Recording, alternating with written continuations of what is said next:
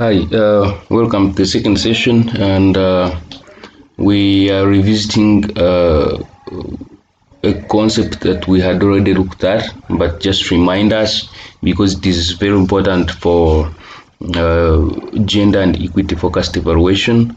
So we'll be talking about culture and ethics in evaluation and why they are important to consider. So we intend to understand how evaluation may be done in an ethical and culturally sensitive manner for purposes of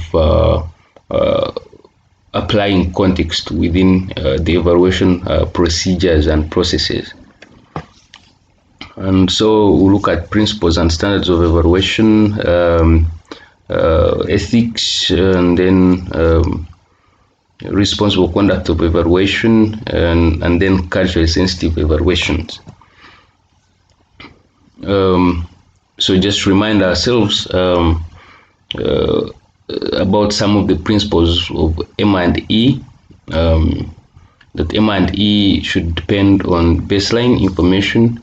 So in that case, if a baseline information is done, it would have captured at least the context of several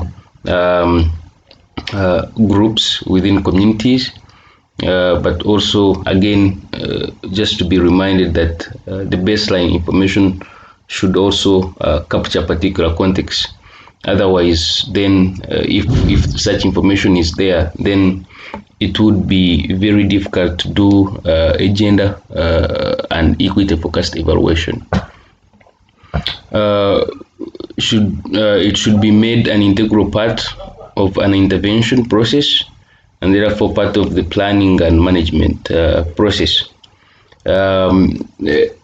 It should follow specific methods and data collection, and in this case to capture various perceptions or attitudes or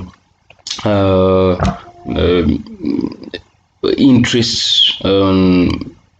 Then mixed methods is then advocated for, because in that case you wouldn't have only captured particular quantitative data, but also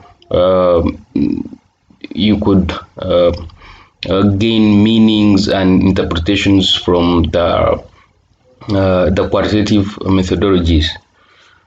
M&E should respect principles and of stakeholders, and therefore all stakeholder participation, and therefore in this case, if it is M&E that is not participatory in nature, then it renders the whole process neglecting particular aspects of the intervention or particular aspects of the of other participants or stakeholders that would therefore be relevant to the intervention. There should be high levels of impartiality and independence, and therefore could depend on expertise for evaluation to ensure credibility. So in that case, therefore having reducing particular biases in terms of recruiting participants and in terms of reporting or collecting particular information, and of course make use of the M&E data. So at the end of the day, as we already say, evaluation information should be able to be utilized by all stakeholders, not just project management or donors or other external stakeholders, but should also be shared for action among all beneficiaries and other stakeholders that are affected by the intervention, and of course should follow the M&E system. So qualities of evaluation or principles and standards. Evaluation must be used and useful. It has to be accurate, should seek to reflect reactions of beneficiaries. So reaction of beneficiaries that relates to reactions of everyone, all groups, including marginalized or those who are powerful, or unprivileged, or young, or adults, or women, or men. So as long as they are part and parcel of the intervention, it should be independent, not self-evaluation, to reduce bias, and should consider social, cultural, and environmental conditions. So these are the contexts that I have been talking about. Of course, there are other qualities, but we may as well just reflect on these.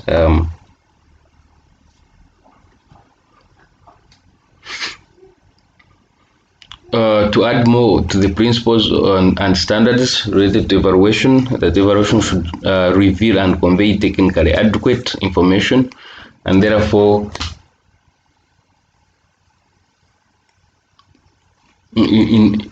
should contain particular features that indeed determine that evaluation is worthwhile, um, and should of course look at issues of cost effective and efficient use of resources. So the ideas of accountability and transparency, of course, as part of the ethical considerations in in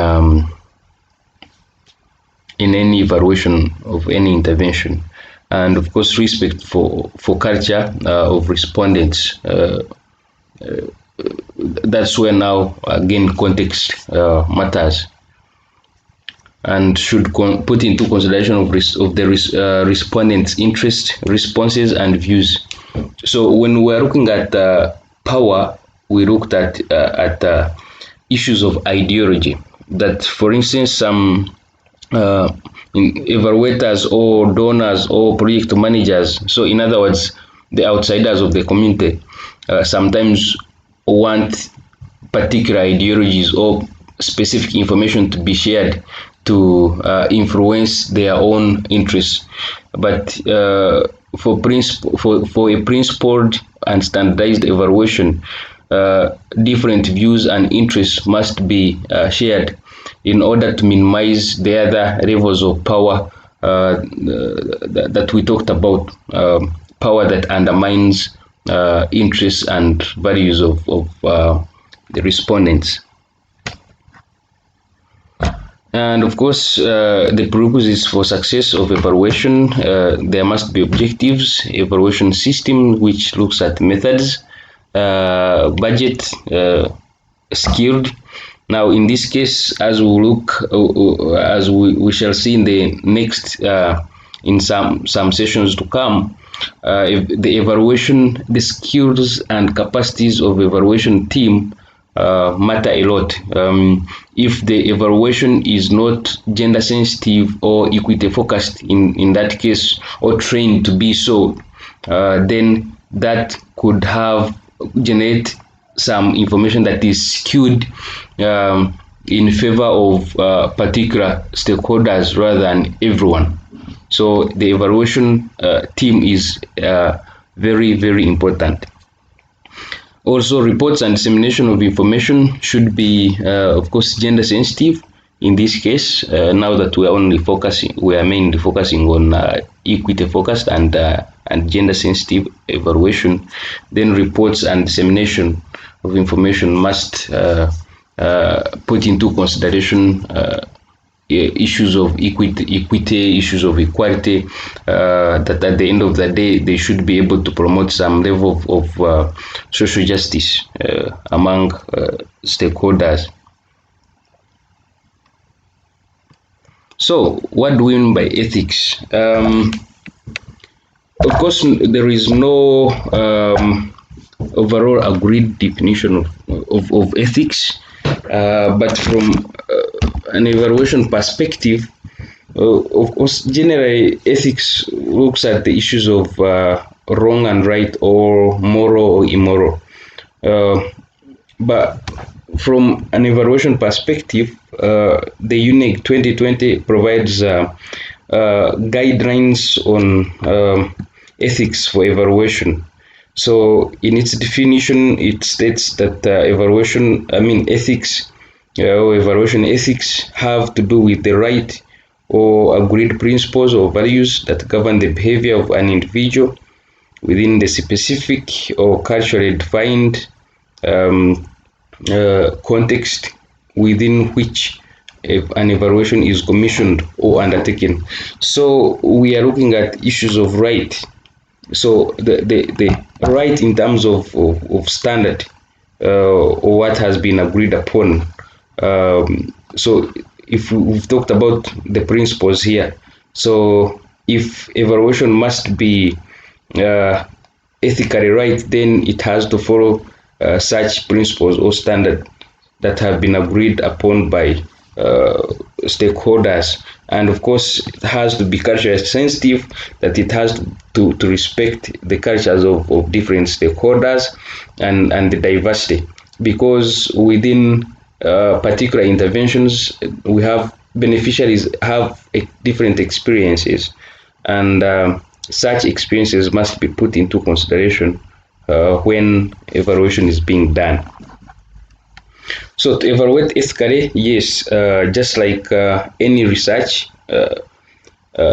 ethics also apply when doing evaluation, because if then that is done, then we would have an equity focused evaluation and gender sensitive evaluation, and therefore that can promote social justice and fairness, because in that case would be evaluation would lead to reforms or critical changes that would influence evidence-based decision makings that are in favor of all relevant stakeholders, including the marginalized, including men and women or boys and girls.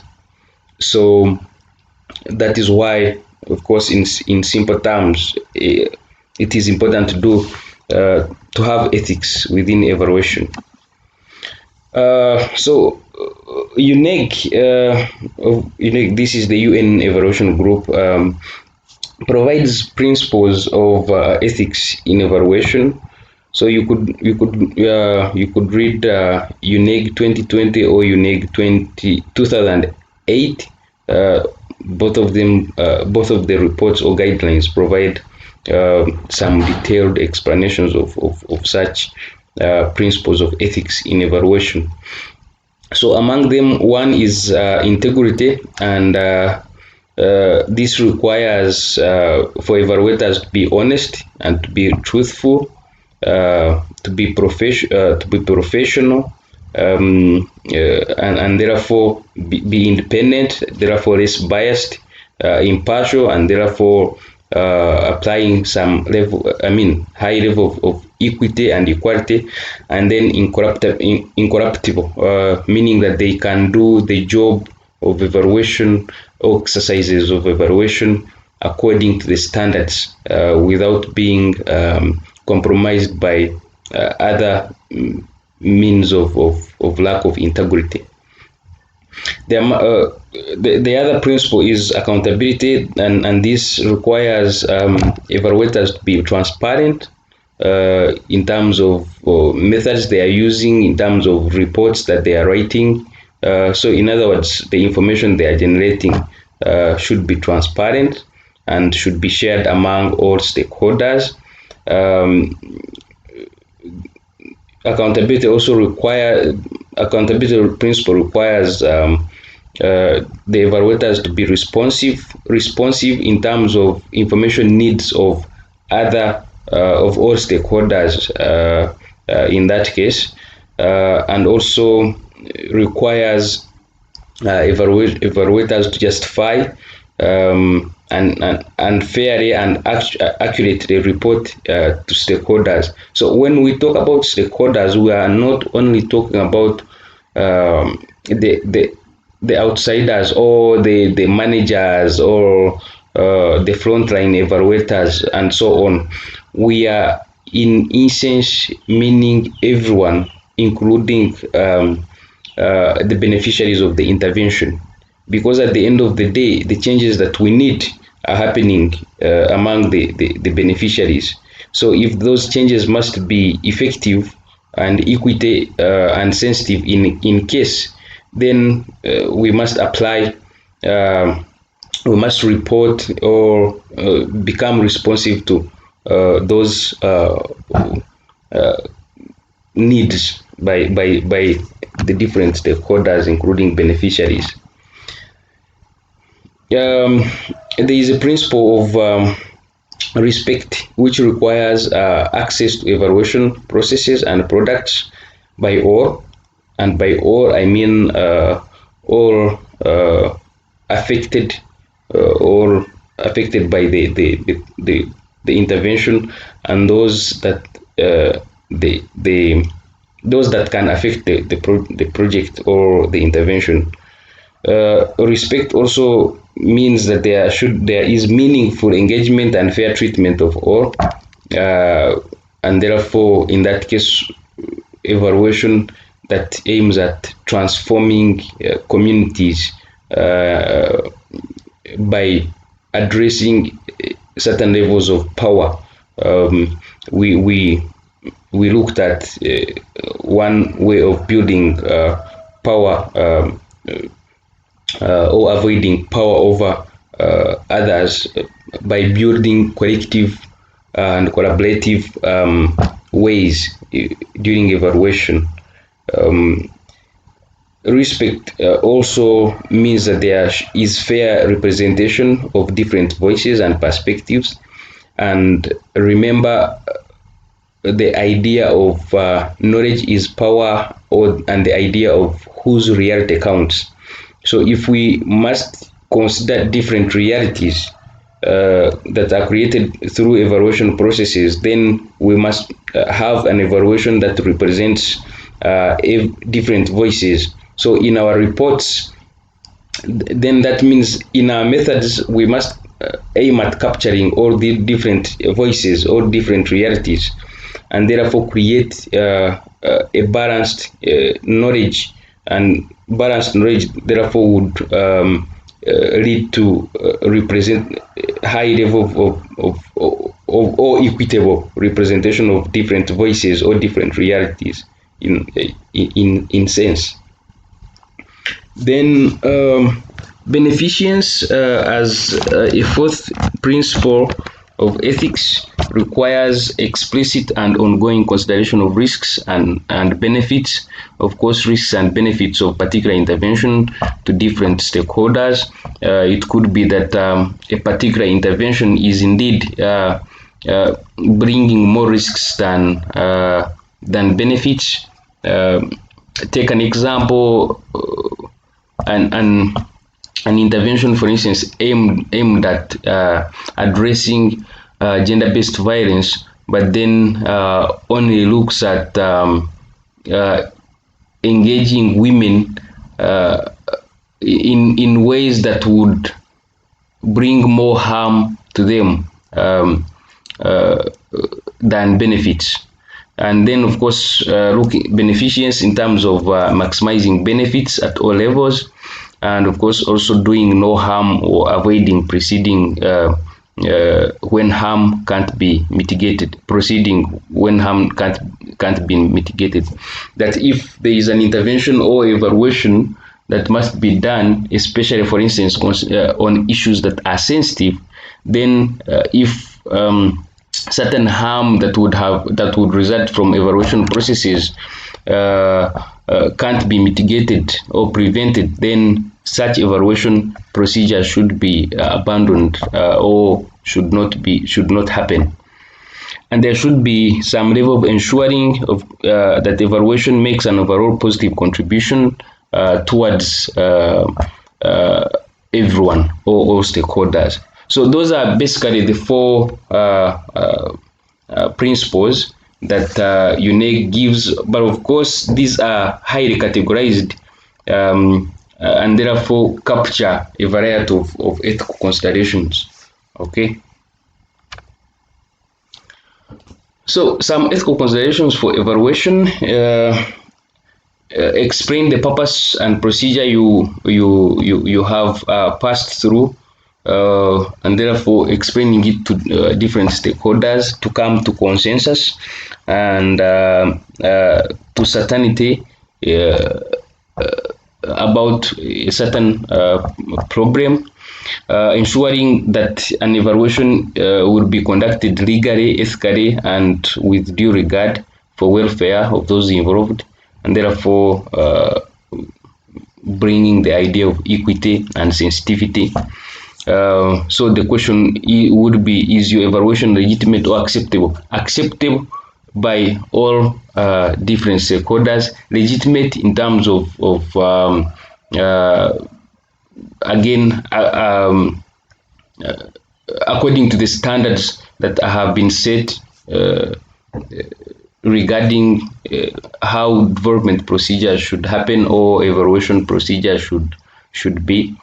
Um, should consider collective responsibility in terms of participation and so on, and should look at protecting particular, respondents' opinions, or respecting the rights of respondents, or protecting in terms of confidentiality, that sometimes there are reports or level of information that would bring harm to particular respondents if if their identity is revealed. So in that case, that evaluation, some consideration should be put forward in to consider protection of respondents, and of course in most cases the beneficiaries, especially if there are issues of power imbalances that would have some stakeholders use their powers and privileges to create some harm. Should be objective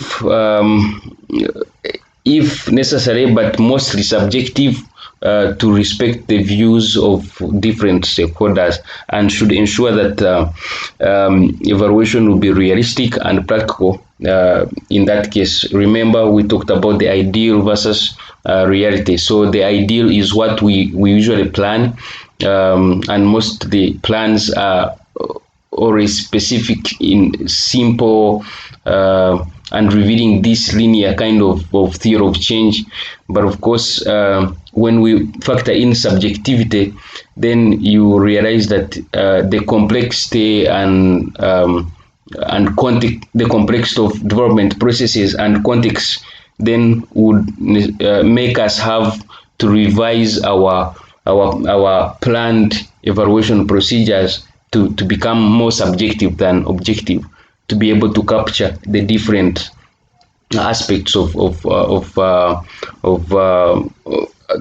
aspects and perspectives of different stakeholders. And of course, there are unethical evaluation practices, such as responding to concerns of interest, more of some interest groups more than other. That is ethical, and therefore, in a sense, expresses some levels of inequity or inequalities. And insensitive to the ideas of different stakeholders, biases in terms of selecting the respondents. Some evaluators would therefore select those that have positives only about different intervention, and yet we know some interventions indeed create unintended outcomes. So if evaluators who only focus on intended outcomes then tend to ignore the unintended outcomes, and in that case would be biased. And yet, of course, in most cases the unintended outcomes are affecting the mostly affecting the underprivileged or the powerless stakeholders.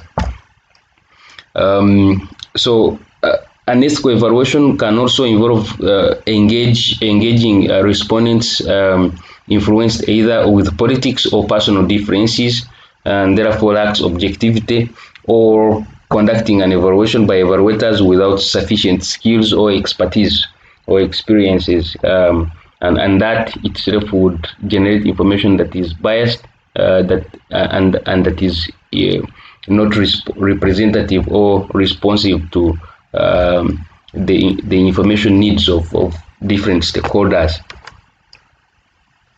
So that is it on evaluation.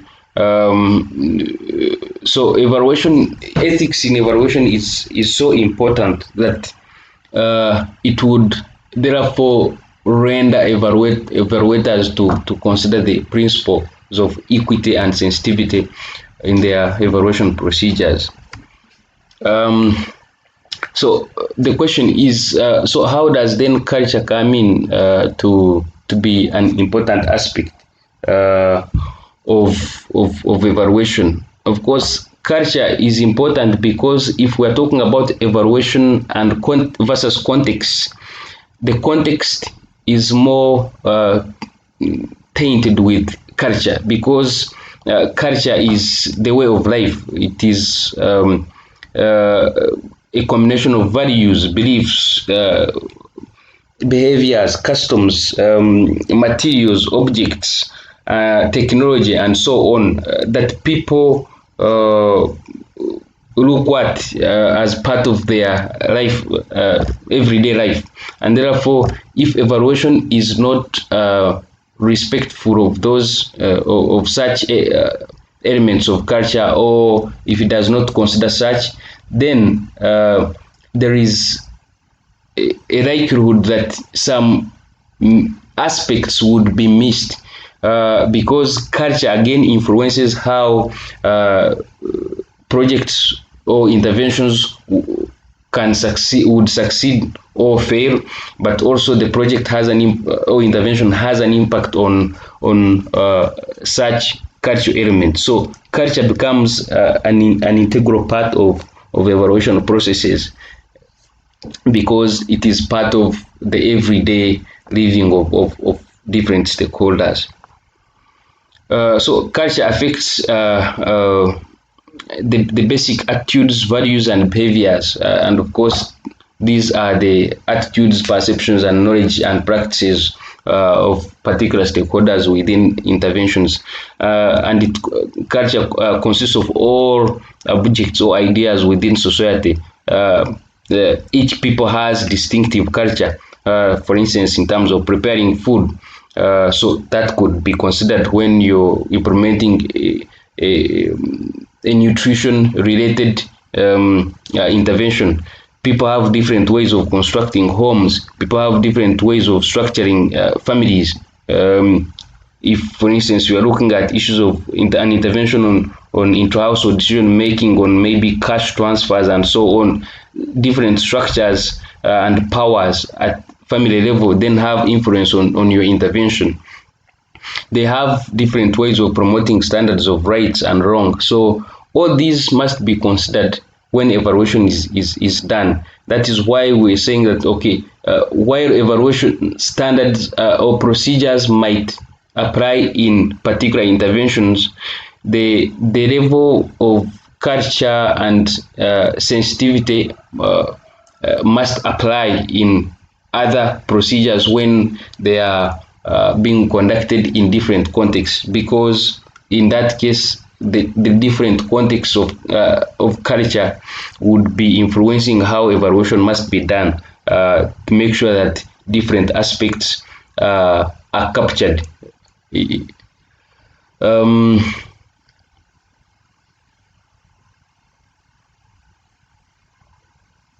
People living in the same territory or society participate in a common culture, and of course it is distinctive from others, and that's the context, the specific context that I'm talking about. And that those specific contexts again come with some level of complexity that would influence the intervention and the evaluation procedures. So our lives of different stakeholders or beneficiaries become meaningful, um, uh, to them through culture, not by instinct or nature, but by learning. And when we talk about learning, we are looking at issues of knowledge, and knowledge that would again be produced through evaluation and monitoring processes. So culture and contextual dimensions. Of course, culture, the shared experiences of people. I've just talked about those. Cultural factors may look at race, ethnicity, religion, social class, language, disability, and so on.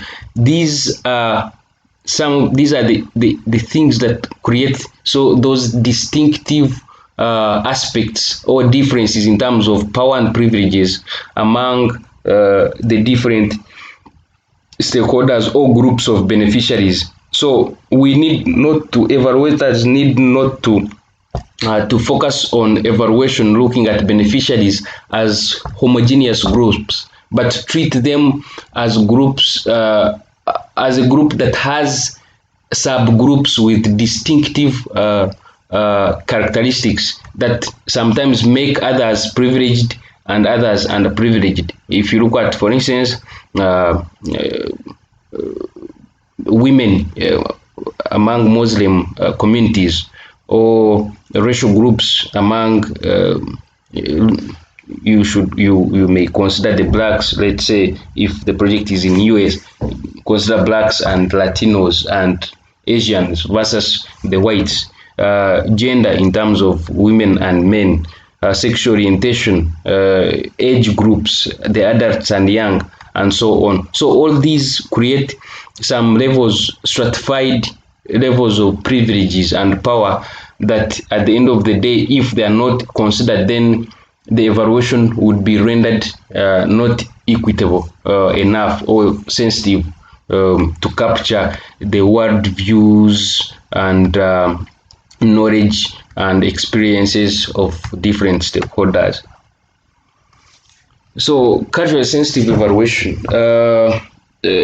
When we talk about cultural sensitive evaluation, we are more into looking at the cultural competencies within evaluation processes that when we talk about cultural competencies, we're looking at engaging with diverse segments of communities, including cultural and contextual dimensions that are important to the evaluation. The diverse segments, meaning the diverse realities of different stakeholders. Of course, that is to ensure recognition or actually the interpretation and respect for diversity. Such respect for diversity would therefore render social justice and equity and sensitivity in terms of evaluation. So evaluators should then ensure that members of the evaluation team again collectively demonstrate that they can indeed respect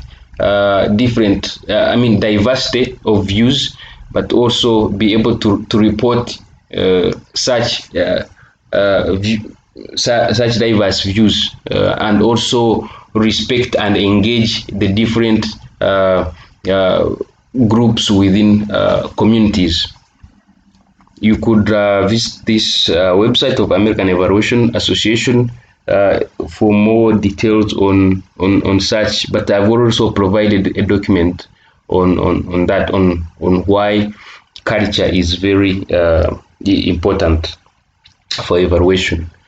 So you'll have this video. You could visit YouTube and visit this link to watch how, for instance, evaluators should behave competently, and also see the difference on how the incompetent evaluators sometimes behave when it comes to their encounter with some cultures. You could also reflect again on these case examples which led to failed projects. A water extension project uh, where women were breaking the pipes that were indeed uh, assumed to to benefit them. But of course, there were other contextual aspects that would not permit them to accept uh, or legitimized such a project because it was again taking away some of their rights. So such sensitivity. So in this case, the project initiators did not consider such contextual aspects. Also, provision of legal services for women experiencing uh, domestic violence. What would be the appropriate uh, what would be the appropriate intervention procedure or evaluation procedure in that case, or if it comes to training women for agricultural extension services to boost production, what contextual factors would come in. Of course, where we talk about training and empowerment, then you have issues of power. So all these uh, failed projects relate to a certain level of power, of contextual power and privileges within particular communities. That is why we had to first look at development as a process and power leading complex process, so that we understand why then evaluators must consider power and privileges when it comes to evaluation. You could have your own discussion about your own cultural context in relation to examples of projects that you are involved in, and see why culture and ethics is important for any evaluation within that particular project. So we could have such examples when we engage into the Q&A session. If you have such examples, you could share them.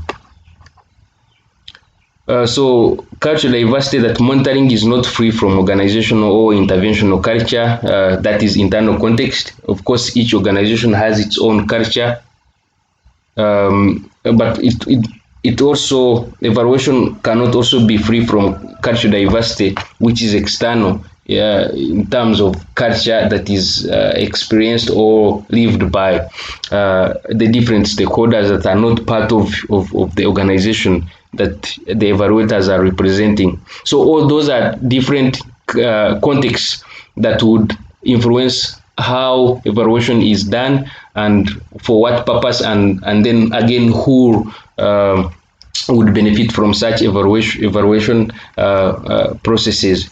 So in that case, of course, so Lee Ken writes about the importance of culture in evaluation and states that cross-culturally competent evaluators are conscious about, or should be conscious about, deficit model interpretations, and therefore they should carefully examine the data to understand how contextual conditions and structural inequalities or iniquities affect intervention outcomes.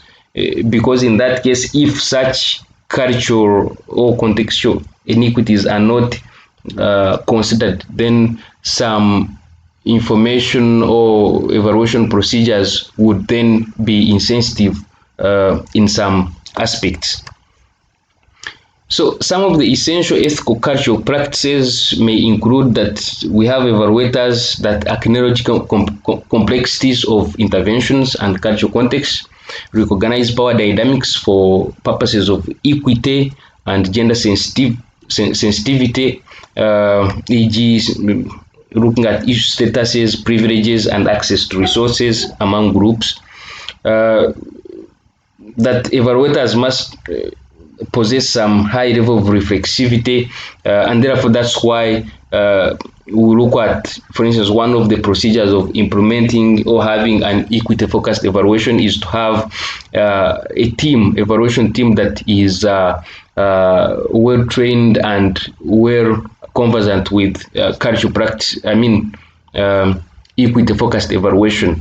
So evaluators must do self-assessment to recognize that they have some power that they come with, and some leverages that they come with. So such create biases, and those biases should be put aside when, if an equity focused or gender sensitive evaluation must be done. Mm. Uh, then should employ culturally appropriate methods of evaluation, such as participation. So evaluators need to ensure evaluation team is culturally competent, use culturally appropriate data collection methods, reflect on assumptions and biases, use intermediaries such as local person or readers, but also while you are using these local persons and local leaders, also should put into consideration the power privileges such people have, because that itself would influence some kind of data that should be reported or not. Evaluators need to correct, analyze, and interpret, disseminate findings that appeals to multiple audiences. Of course, that again has to do with sensitivity and equity. Then must employ meta-evaluation methods, such as utilizing feedback from communities affected by the evaluation itself. Um, should use approaches that are appropriate to context, such as seeking consent, using local language, respect for privacy, because that is ethical in instance, because you're trying to protect respondents from harm. Then making findings accessible to all stakeholders. Uh, Beneficiaries also have subgroups, so some audiences must be targeted when it comes to reporting and communication or dissemination of particular information. Also considering consequences when reporting findings, consequences in terms of unintended. So do participants want to be anonymous, or they want to their stories attached to findings? That must be put into considerations. So in bottom line is that evaluation is not only done to benefit the evaluators, organizations, but also to make a public difference. And to make such a public difference, the evaluation must be equitable focused, but also sensitive to gender issues and culture in that case. So cultural competence considers interests of the public, the communities in which evaluation is being done, and of course that itself would render social justice and fairness, which is equal to gender sensitivity and equity, and equity focused evaluation, if you will. So these are some of the references or some resources that you could use to learn more about ethics and culture within evaluation, and I hope you find time to engage them. So thank you, and until next session.